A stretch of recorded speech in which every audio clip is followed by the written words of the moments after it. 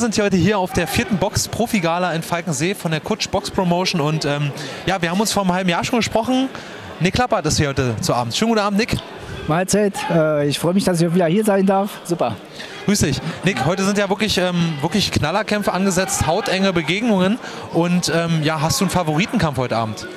Also ich muss auch diesmal sagen, wie auch beim letzten Mal, die Kämpfe sind hier relativ niveaugleich. Das finde ich auch sehr gut. Ich komme gerne hierher die Kämpfe angucken. Favoritenkampf habe ich an für sich erstmal gar nicht, weil die Kämpfe auch alle ziemlich eng beieinander sind und hier kann man nicht vorher sagen, wer gewinnt oder wer verliert.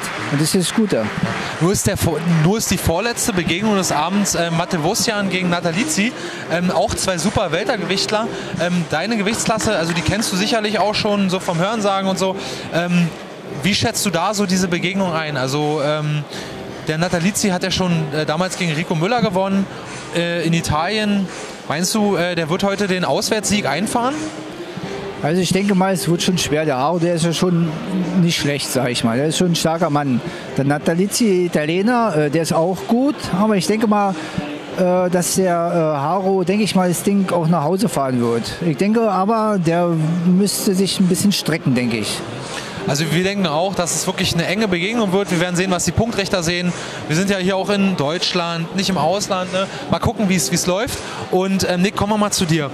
Wir haben uns ja vor einem halben Jahr schon gesprochen und ich habe dich gefragt, ob dir die Finger jucken und wie es aussieht bei dir in der Zukunft. Ich meine, du hast ja jetzt auch noch nicht so ein Comeback gegeben oder einen Abschied oder so. Könntest du dir vorstellen, also ich frage dich wieder in den Ring zu steigen, jetzt zum Beispiel hier auch in Falkensee oder so. Hättest du da mal Bock drauf?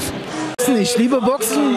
Ich habe jetzt 30 Jahre lang den Boxsport gemacht und für mich wäre es auch noch mal wichtig, vielleicht einen kleinen Abschiedskampf zu geben. Natürlich. Ich denke mal, es würde auch jeder Boxer gut finden, noch mal einen Abschiedskampf zu machen, wenn er denkt, er will irgendwo aufhören, dass er dann noch mal den Kampf sagt, hier ist mein letzter und ja, ich muss mal gucken, wie ich das am besten mache. Aber ansonsten stehe ich im Training drin, mache ab und an mal ein bisschen Sparring, klar, und mal schauen, was passiert. Ich denke, gerade weil du eine große Fanbase hier in Berlin und Brandenburg hast, dass die Fans es doch schon erwarten und sich auch wirklich darauf freuen und vor allem vielleicht hier in der Gegend oder so oder vielleicht auch hier in Falkensee, ich meine, das ist ja Brandenburg, wäre natürlich eine coole Sache. Ja, vielen Dank, Nick, fürs Interview, fürs kurze Interview. Ich wünsche dir heute noch einen schönen Abend und Nick Klappert, danke dir. Matze, danke schön. Ja, bitte. Ciao.